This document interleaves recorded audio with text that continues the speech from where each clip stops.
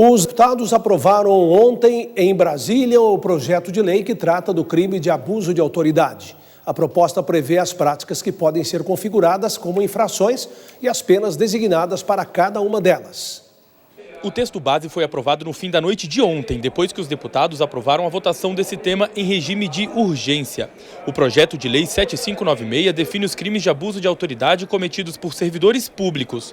O texto principal foi aprovado em votação simbólica, ou seja, sem identificar como se posicionaram os parlamentares. De acordo com o projeto, qualquer agente público da União, estados e municípios poderá responder pelo abuso de autoridade. Estão nesse pacote, por exemplo, militares e membros do Legislativo, Executivo e Judiciário. Mas qual a diferença do que existe hoje e de como deve ficar a legislação se o projeto for sancionado pelo presidente da República? A legislação atual, ela traz ali alguns casos de abuso de autoridade referente ali à afronta a algumas garantias previstas na Constituição, em alguns casos ali referente ao procedimento investigatório anterior ao processo penal, né?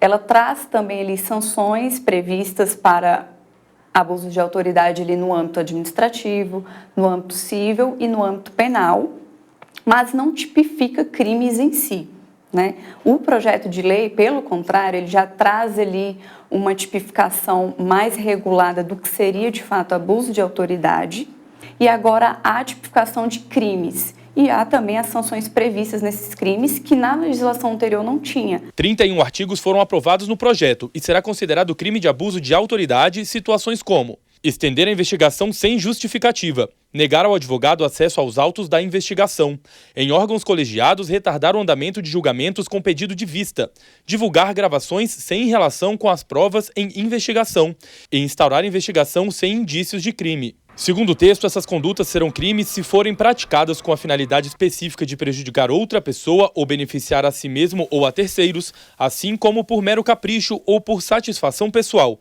Questões subjetivas, segundo a advogada. Quando ela fala ali que o ato cometido ali com a finalidade de prejudicar alguém, de beneficiar alguém ou por mero capricho e não determina de fato o que seria, por exemplo, esse mero capricho, traz uma subjetividade muito grande e acaba traindo uma vulnerabilidade na autoridade do servidor público. Outros artigos do projeto causaram divergências entre parlamentares, principalmente aqueles da chamada bancada da bala, por supostamente afetarem diretamente no trabalho de policiais, como, por exemplo, colher provas por meio ilícito, invadir imóveis sem determinação judicial, prender ou realizar busca e apreensão sem situação de flagrante, o agente não se identificar ao preso no momento da detenção e usar algemas quando não houver resistência. Quem cometer o abuso poderá ser condenado a prestar serviços à comunidade, ter o exercício do cargo, função ou mandato suspenso ou proibir de exercer função policial no município em que tiver sido praticado o crime. Há ainda situações que o condenado pode ser preso.